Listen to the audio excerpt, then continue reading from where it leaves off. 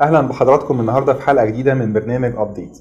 وبما اننا بنتكلم على التكنولوجيا وبنرصد المزايا بتاعتها والاخطار بتاعتها، كان لازم نتكلم النهارده على موضوع بيهم كل بيت.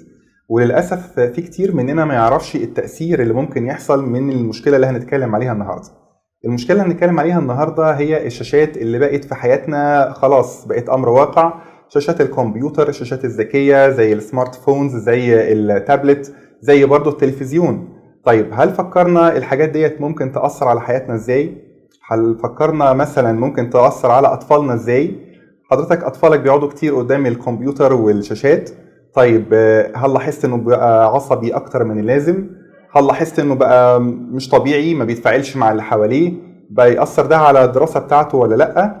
طيب كان لازم نرصد الحاجات دي كلنا مع بعض عشان خاطر نستفيد منها، وكان لازم نستفيد من القصة ديت ونستضيف معانا النهاردة دكتورة منى البوصيلي، استشاري الطب النفسي. بعد الفاصل إن شاء الله.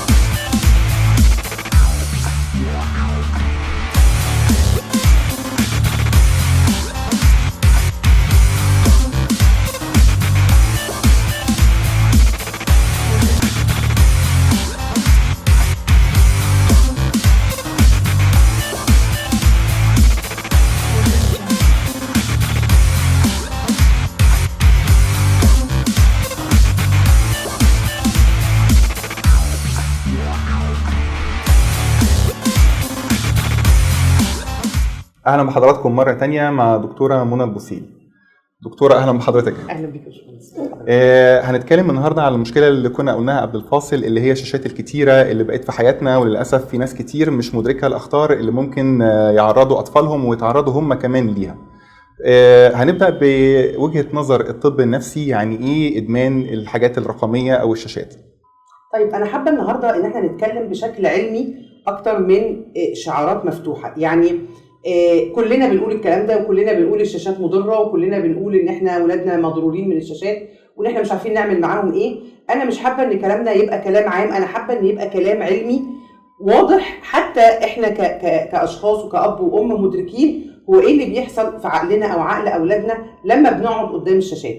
فهنتكلم بشكل علمي. لو هنقول يعني ايه ادمان، هي الادمان معناه اعتماديه نفسيه وجسديه على شيء معين. يعني انا ما ببقاش مستقر نفسيا وجسديا الا لما الشيء ده بيكون موجود في حياتي.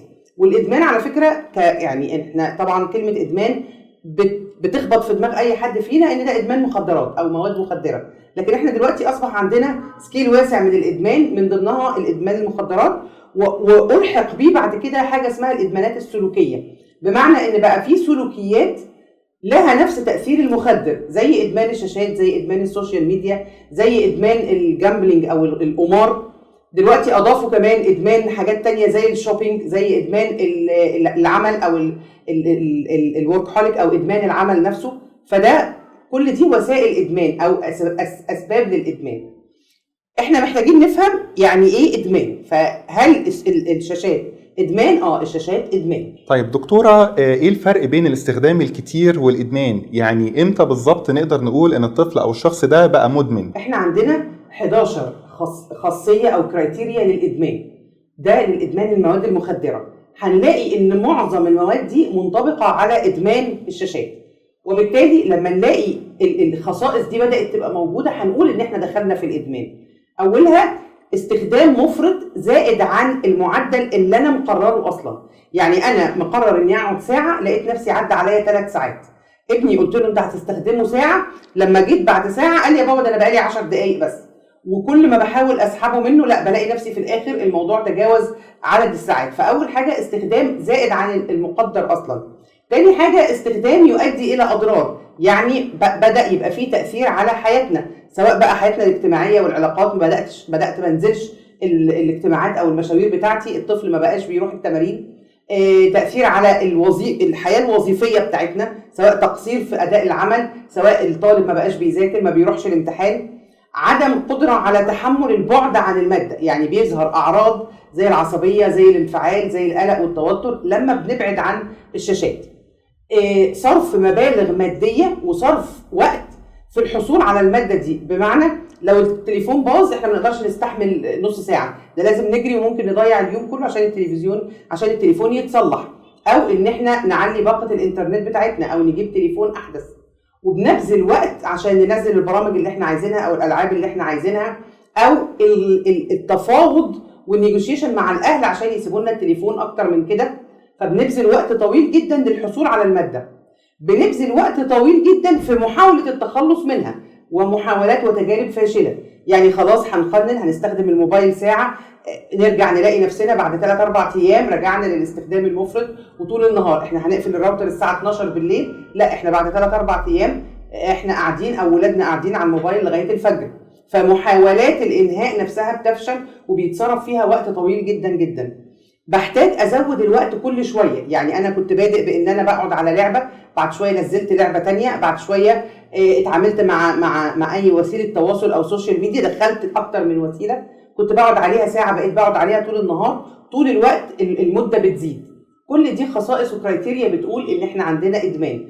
الحياه الوظيفيه والاجتماعيه بتبتدي تتاثر، الوقت المصروف فيها بيبتدي يتاثر، محاولات الاقلاع بتفشل، كده احنا في حاله ادمان. طيب يعني معنى كلام حضرتك ان السوشيال ميديا فعلا والشاشات بيبقى تاثيرها على المخ زي المخدرات بالظبط؟ ده حقيقي، لانها بتاثر على افراز المواد الكيميائيه اللي في المخ، فهي لها نفس التاثير.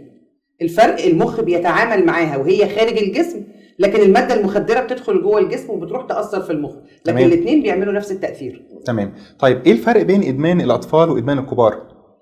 بص حضرتك، بما اننا قلنا ان احنا هنتكلم بشكل علمي، فاحنا محتاجين نقسم الموضوع ل3 فئات عمريه: اطفال، مراهقين، وراشدين او ناس كبيره. التاثير في كل مرحله بيختلف. يعني لو حطينا عنوان كبير لتاثر الاطفال، فاحنا بنقول ده بيأثر على نمو الطفل، النمو النفسي، النمو العقلي، والنمو الاجتماعي. المراهقين هو بيأثر على بناء شخصيتهم، لاننا عدينا مرحله النمو خلاص، عدينا مرحله بناء العقل، لكن دلوقتي احنا في مرحله بناء الشخصيه. فده بيأثر على حاجات في شخصياتهم: الرغبه في الانجاز، الرغبه في النجاح، التواصل الاجتماعي. الراشدين خلاص هم العقل نما والشخصيه اتبنت، فبنبتدي مرحله بقى خسائر. التأثير هو عباره عن خسائر اجتماعيه، خسائر في الحياه المهنيه او العامه، وهكذا. انتشرت دلوقتي في السوشيال ميديا لما نيجي نتصفح ظاهره جديده اسمها الريلز، اللي هي بتبقى عباره عن فيديوهات قصيره جدا، بتبقى ما تتخطاش ثواني، وبتبقى موضوعات مختلفه. يعني بنعدي ريل ورا التاني ورا التالت، ممكن نخش في موضوع كوميدي، بعد كده موضوع حد حصل له مشكله، موضوعات متعدده كتيره جدا.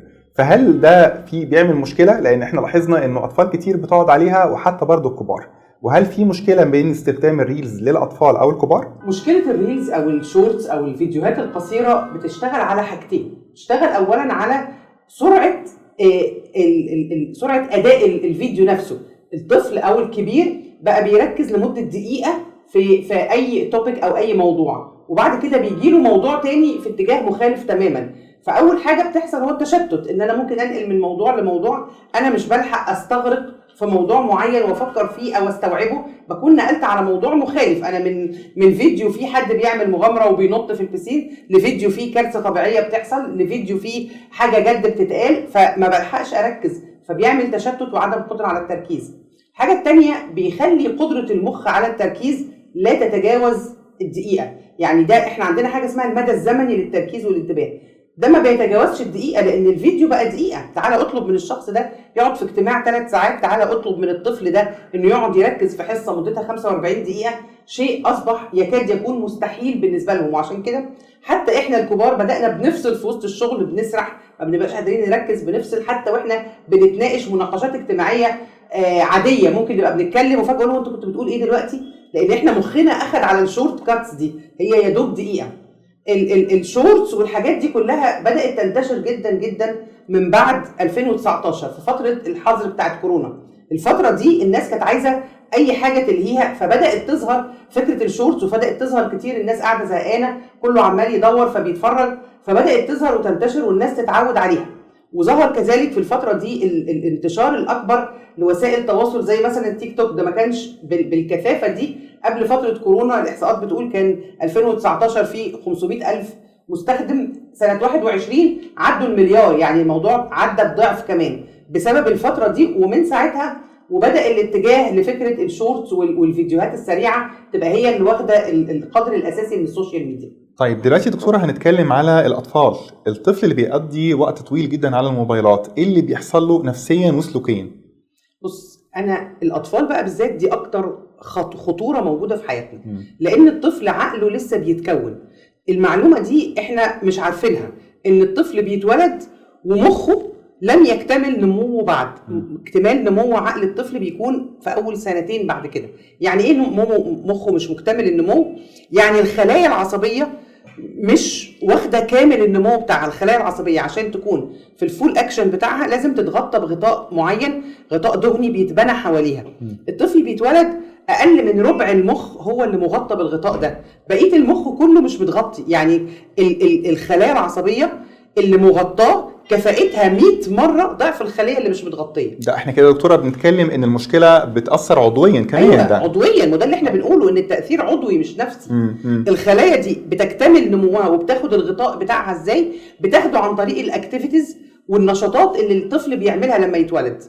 تمام. بيتفاعل، بيتكلم، بيسمعنا بنتكلم، بدا يحبي، بدا يطلع فوق الكنبه ويتكعبل ويقع، بدا يجي يدخل للام المطبخ يلمس البوتاجاز فيتلسع، بدا يلعب مع طفل تاني فالطفل تاني يزقه ويوقعه، يعمل حاجه غلط فالام تزعق له.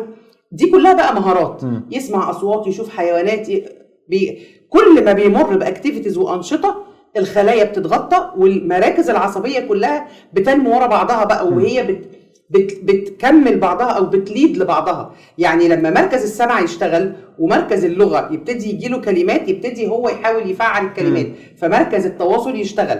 مركز المعلومات، لما انا بتجيلي معلومه ببتدي استخدمها، فمركز الرغبه في الانجاز يشتغل. فكل مركز بيشغل المراكز الاخرى. معنى كده ان احنا بنوقف كل المراكز دي عن العمل لما نستخدم الموبايل. احنا بنوقف نمو عقل الطفل. يعني احنا مخ الانسان وزنه كيلو وربع، مخ الطفل بيتولد وزنه 300 جرام. يعني ربع الوزن. الباقي ده كله هيجي منين؟ هيجي من المهارات اللي بيكتسبها، نمو الخلايا عن طريق المهارات. احنا بنوقف ده. نمو عقل الطفل بيقف. انا بجيب الطفل واحطه قدام شاشه، فاول حاجه بتحصل بحرمه من نمو مهاراته دي لانه مش متفاعل مع البيئه. فمركز التفاعل الاجتماعي مش بيشتغل، مركز اللغه مش بيشتغل، مركز الرغبه في الانجاز مش بيشتغل. الطفل كان بيستمتع جدا انه يطلع فوق الكنبه ومن الكنبه يطلع لظهر الكنبه ويجيب حاجه ماما مخبياها. ده توقف. انا بقيت عايز حد يجيب لي حاجتي لحد عندي. فبدا يوقف ده ويوقف الاستمتاع بالتواصل مع الاخرين. هو متوحد مع الشاشه، هو عايز الشاشه فقط، هي دي مصدر استمتاعه، وبياخد منها معلوماته اللي هي معلومات افتراضيه وخياليه ومش حقيقيه، بياخد منها اللغه. طبعا الكارثه الاخرى ان الام بتسيب الطفل قدام حاجات لغتها مختلفه عن لغتنا. يعني يا اما بيتفرج على حاجات بالانجلش، يا اما بيتفرج على حاجات بلغه عربيه فصحى، ساعات دبلجه خليجي او لبناني او ايا كانت اللهجه بتاعتها. وساعات بقى لما الطفل بيمسك الموبايل بنفسه بيطلع نفس الكرتون او نفس الاغنيه بالروسي، بالاسباني، بالفرنساوي، فمركز اللغه اتلخبط تماما. كل ده بيدخل على مخه طبعا، هو مش مستوعب ايه اللي بيحصل بالظبط. فالطفل ببص الاقيه يفقد التواصل البصري، ما بقاش يبص لنا في عينينا، بلاقي الطفل ده اتاخر في اللغه، مش بيتكلم، ولما يتكلم بيقول كلام مش متوظف في مكانه، بيقول اي كلام في اي وقت. بلاقي الطفل ده فقد الاهتمام بالاطفال، فقد الاهتمام بالاشياء، قصدي بيهتم بالاشياء ما بيهتمش بالبني ادمين. يعني يشوف قدامه قطه ما يروح لهاش، لكن ممكن يفضل ماسك لعبه في ايده باصص لها طول النهار. بيفقد الرغبه في انه يلعب مع الاخرين لان هو اصلا مش فاهمهم، مش فاهم هما بيقولوا ايه، هو لغته هي لغه الشاشه. فبنبتدي نشوف اعراض. الامهات طبعا بتيجي مخضوضه لان دي الاعراض اللي تشبه طفل التوحد. والحقيقه ان بعض هذه الاثار بيستمر لو ما لحقناش بدري ان احنا نعالج ونوقف ده. طب ده هينقلنا لسؤال مهم جدا، ايه الاعراض اللي لما اشوفها على طفلي اقدر اعرف ان هو بدا يخش مرحله الخطر ولازم اعرضه على اخصائي نفسي؟ الام محتاجه تلاحظ نمو المعرفه ونمو المهارات بتاعه الطفل، بمعنى ان الطفل بدا يبص لها في عينيها، بدا يبتسم لها. احنا السوشيال سمايل دي بتبتدي عند سن 40 يوم، فالمفروض ان الطفل بدا يبتسم. لما طبعا ما فيش طفل هيقعد قدام الشاشه 40 يوم، لكن اللي بيحصل ان مثلا من اول 3-4 شهور الام بتبتدي تحط الطفل قدام شاشه التلفزيون تحديدا، طبعا مش الموبايل، وتجيب له بقى قنوات كرتون، قنوات اغاني، فنلاحظ ان الطفل ده بدا يفقد الابتسامه الاجتماعيه بتاعته، بدا يفقد التواصل البصري، مش بيبص لنا، بدا يفقد فكره المناغاه ان هو المفروض يبتدي يطلع اصوات، هو ما بداش يعمل كده. شويه بشويه الطفل بيكبر، بدا ما يتحركش. يعني احنا دلوقتي بقينا بنلاحظ تاخر في الحركه. يعني الام تقول ان الطفل ده مشى سنه ونص او سنه و7 شهور، ليه؟ دكتور العظم قال لها انه مكسل يمشي. يعني تاخر المشي برضو بسبب المشكله هو دي؟ مش بيتحرك، انا حاطاه في كرسي قدام التلفزيون وهو مندهش ومنجذب تماما للشاشه، فما حاولش يقوم ويتحرك. احنا الطفل من سن 4 شهور بيبتدي يرفع رقبته، قبل كده كمان ده من 3 شهور بيرفع رقبته ويرفع ظهره، وبعدين يبتدي يتحرك في السرير، وبعدين يبتدي يحبي. هو الطفل ده قاعد في مكانه، وبالتالي طبعا بيأثر على عضلاته، بيأثر على عضلاته، بيأثر على النمو العظمي بتاعه. فبيبتدي الطفل ده يبقى عنده كسل خلاص اتبنى جواه، هو مش حابب فكره المغامره. يا جماعه احنا طول النهار لو الطفل ده مش قدام شاشه هنلاقي ان الام دي بتصوت، فتح الدرج، نزل الهدوم، دخل المطبخ، كب الحاجات في الارض، طلع على الكنبه ووقع اتعور، دخل الحمام فتح الميه. احنا طول النهار هنسمع ده نمو، ده خبره، دي بس معلومات. للاسف يا دكتوره انه الناس بتفتكر ان انا كده بشيل من عليا المشكله دي واديله التليفون يلعب بيه ورايح دماغي. انا بقعد اقول للامهات انت شويه المجهود اللي وفرتيه ده بذلتيه بعد كده سنوات، بتاخدي جلسات وبتنزلي بالطفل جلسات وتدفعي فلوس وتاخر في الدراسه. احنا بندفع الثمن باهظ جدا جدا للكام شهر اللي احنا بوظنا فيهم الدنيا دول. الام بتقول انا عايزه ادخل المطبخ، اعمل ايه؟ هسيب الطفل؟ ايوه انا بسيبه يتدمر. عارف حضرتك كده انت كانك الجهاز ده شلت الفيشه بتاعته وبعدين طالب منه يشتغل، مش هيشتغل. ما انا ما اديتلوش الحاجات الكافيه والمعلومات الكافيه عشان يشتغل. انا فعلا بقول للام انت شلتي فيشه طفلك، انت رحتي خلع فيشته فقعد متنح قدام التلفزيون. طيب ده ممكن ياثر اكيد برضه على التحصيل الدراسي لو الطفل كبر شويه. احنا عندنا حاجه اسمها مهارات ما قبل الاكاديمي. يعني احنا قبل ما نتكلم عن الدراسه احنا بنتكلم على المهارات العقليه والمعرفيه اللي الطفل بيكتسبها قبل كده، زي مهارات التفكير، زي مهارات المحاوله والخطا، زي مهارات بقى عقليه. مثلا حاجه اسمها تصنيف. يعني ايه؟ يعني الطفل بيشوف قطه فبيبتدي عقله يترجم ان الكائن اللي بيمشي على 4 رجلين وله ديل اسمه قطه، فبعد شويه يبتدي يعمم، حاجه اسمها تعميم. اي كائن ماشي على 4 رجلين وله ديل هيقول عليه قطه، فهيشوف الكلب يقول عليه قطه، هيشوف الحصان يقول عليه قطه. فنبتدي نقول له لا، الصغيره اللي شكلها كذا اسمها قطه، الكبير شويه ده اسمه كلب، الكبير قوي ده اسمه حصان. ونبتدي بقى فيبتدي الطفل يفهم ان في حاجه اسمها تصنيف، فيبتدي فكره التصنيف، يبتدي فكره بناء مجموعات. يعني في حاجه اسمها حيوانات، في حاجه اسمها فواكه، في حاجه اسمها ملابس، في حاجه اسمها ادوات لعب. الأطفال اللي بيفضلوا قدام الشاشات بيفقدوا كل ده، بيفقدوا القدرة على التفكير، بيفقدوا القدرة على التصنيف، بيفقدوا القدرة على بناء ملفات للمعلومات في دماغهم. فلاقي الطفل ده بسأله مثلا، ودي أول حاجة أنا ممكن أشخص بيها الطفل وهو داخل لي بعد 3 دقايق، أقول له حبيبي أنت عندك كام سنة؟ يقول لي أنا في KG1. ليه؟ كلمة سنة بالنسبة له على طول راحت رايحة في إجابة أنت في سنة كام؟ لأن هو حافظ مش فاهم. المعلومات عنده عبارة عن كلاشيهات جاهزة، ما يقدرش ياخد المعلومة دي ويفصصها ويستفيد منها. فما بقول له انت عندك كام سنة يروح قايل لي انا في KG1. فما ابتدي اقول له لا انت في سنة كام في المدرسة، يقول لي انا عندي 6 سنين. يدخل المعلومات في بعضها. الطفل ده بيحفظ حاجات جاهزة، ما عندوش مرونة اللغة، مرونة المعلومة. ابتدي اقول له مثلا انت عندك اخوات؟ يقول لي لا. فالام تبقى قاعدة تبص له، ما عندكش اخوات ازاي وانا قدامي في الاستمارة اللي عنده 3 اخوات؟ اقول له اختك اسمها ايه؟ يقول لي اسمها جنى. لما قلت السؤال بالصيغه دي هو فهمه. كلمه عندك اخوات هو مش فاهمها اصلا، فهو ما عندوش استخدام للغه.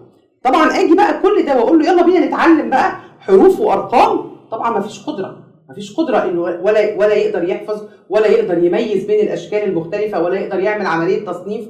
دي مشكله كبيره جدا جدا. بس عشان نميز، بس عشان في الامهات هتتلخبط. عندنا بقى نوع تاني اللي هم الاطفال اللي الامهات قعدتهم من وهم صغيرين على برامج تعليميه. في امهات تيجي تقول لي لا لا لا انا ما بضرش ابني ابدا، هو مش بيقعد غير على برامج تعليميه، برامج عماله تقول ABC 1 2 3 وتعرض عليه صور الحيوانات وتقول له اساميها.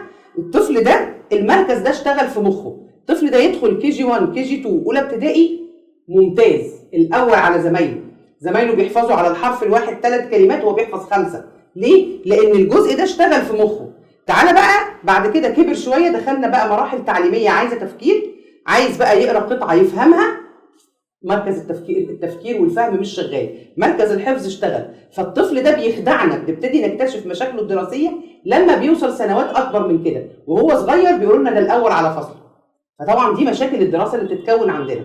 طب يعني معنى كلام حضرتك ان ده بيأثر على الطفل في تحصيله الدراسي، وبيأثر برضو على علاقاته ما بين اهله واصحابه وزمايله. طبعا التأثير الدراسي ده اكيد، احنا بنعمل اختبار ذكاء نلاقي الطفل ذكائه عالي جدا، اداؤه الدراسي سيء جدا، ده مش راكب على ده. بيأثر على الحياه الاجتماعيه، ودي الكارثه الاخطر. انا ممكن اتقبل طفل مستواه الدراسي متوسط، لكن ازاي هتقبل انسان مش قادر يتعامل مع الناس، مش قادر يلعب، مش قادر يتعرف على اصدقاء، مش قادر ينزل يشتري لنفسه حاجه، مش قادر يخدم نفسه؟ هي دي المشكله يا دكتوره، انه دايما يبقى مثلا حضرتك تتكلمي مع طفل يقول لك لا ده انا ابني ذكي جدا وبيحل مثلا حاجات كتير لكن في الدراسه مش محصل قوي. ما هي بالظبط، انا ما عنديش مشكله، الدراسه دي اقدر انميها له. المشكله هنمي له ازاي العلاقات الاجتماعيه، لان هو الفكره ما انا عندي افرق بين الطفل ده وبين الطفل اللي عنده خجل اجتماعي. الطفل اللي عنده خجل اجتماعي نفسه يتعامل ومش عارف، الطفل ده مش عايز، الرغبه مش موجوده، مفيش موتيف، الرغبه في التفاعل اصلا مش موجوده، فقدرتي على علاجه صعبه جدا جدا، لان هو مش عايز. يعني بيهرب مني، هو مش عايز يعمل كده، وملوش حل غير اني اقفل الشاشات 100% عشان اقدر ابتدي اعالجه. و100% دي المشكله الصعبه اللي عند الاهالي، بقول 100% يعني 100%. ده هو بيبقى وصل لمرحله الادمان خلاص، فان احنا نقفل عليه مره بتبقى صعبه. المخ ما بيستجيبش غير للشاشه، فخلاص لازم نقفلها عشان المخ يبتدي يشوف نواحي تانية من الحياه هو مش شايفها اصلا.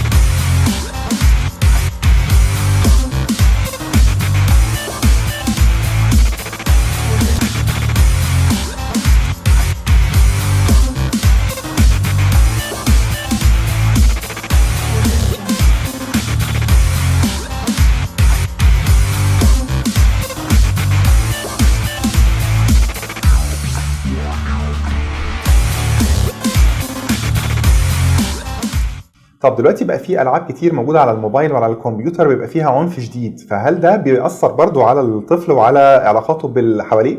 خلينا واقعيين، الحقيقه ان دي اخف الاضرار، واللي انا دايما بقول انها لا تكاد تذكر، لان مع الاسف هو الطفل محاط بعنف في نواحي تانية هي دي اللي مؤثره اكتر بكتير. بمعنى الطفل مش هيضرب غير لو اتضرب، يعني هو الطفل لما بيتضرب هو بيضرب، هو بيتعلم العنف لان هو داقه، فدي اقل الاضرار. لكن هي مشكلتها بتهون على الطفل ده لما يكبر ويبقى انسان، فكره انه يسمع عن جرائم، يسمع عن حد اتقتل، يسمع عن حد اذى حد تاني، لان هو شافها قدامه في الشاشه، واحد بيتضرب وفجاه الشاشه بقى فيها دم، وبعدين الدنيا كملت وهم بيضحكوا وبيضحك مع اللي جنبه.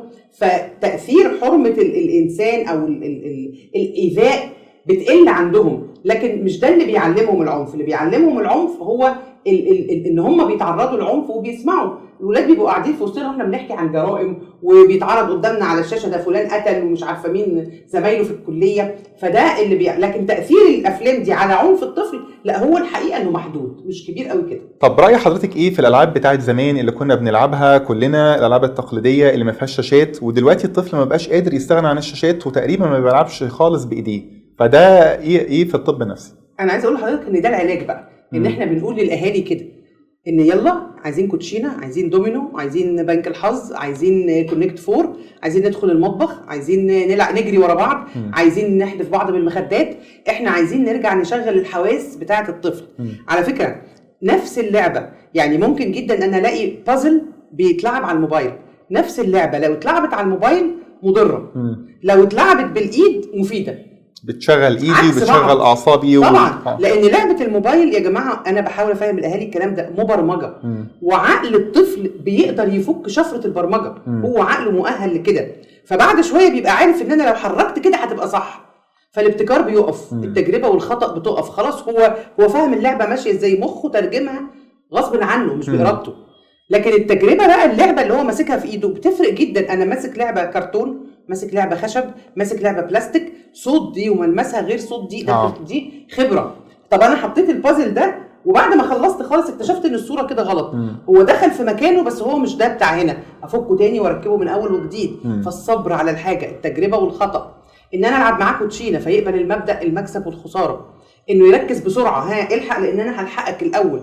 الرغبه في الانجاز، انا سعيد اني كسبت. كل ده بيبقى واقف مع الشاشات، لان كده ولا كده البرامج والالعاب مصممه لتكون ادمانيه. يعني الادمان ده ما جاش صدفه، هي مصممه على الادمان. هي فعلا بتاخد كمان الواحد في مراحل يعني تدريجيه، بنعدي المراحل سهله واصعب واصعب، وبتشتغل على مركز المتعه والدوبامين. وهي دي الكارثه، ده الاسم الدوبامين ده السر ورا كل المشاكل اللي بنقولها. انا ليه مدمن؟ لان الدوبامين بيطلع اول ما بمسك الموبايل، انا مستمتع بكده، فبالتالي انا الدوبامين بيطلع، هما بقى بيشتغلوا عليه. اول ما مجرد يحدف اللي مش عارفه ايه تيجي في الكوره، منظر بقى احتفالات وصوت وتسقيف وكلمه، فهو الدوبامين بيشتغل عنده على مكاسب تافهه. بعد كده ما يقدرش بقى. يعني طفل بيقعد يلعب لعبه كوره على الموبايل ولا ينزل يجري ساعه ونص في الملعب في الحر؟ لا طبعا يلعبها على الموبايل، اكيد هيقعد في التكييف وهو مريح. هو العلاج هو في الرجوع للالعاب التقليديه الاجتماعيه اللي فيها تفاعل، ده العلاج. دكتورة، الكلام مع حضرتك الحقيقة ما بيخلصش، ومعلومات فعلا قيمة ومهمة جدا جدا لينا كلنا كل بيوتنا. الله يكرمك. وإن شاء الله على وعد من حضرتك إن احنا نتقابل إن شاء الله في الحلقة الجاية بإذن الله. إن شاء الله. كنا مع حضراتكم النهاردة مع دكتورة منى البوصيلي، استشاري الطب النفسي. اتكلمنا على حاجات مهمة جدا جدا تهم كل بيت، وإن شاء الله الأسبوع الجاي هنكمل حلقتنا بإذن الله. أشوفكم على خير.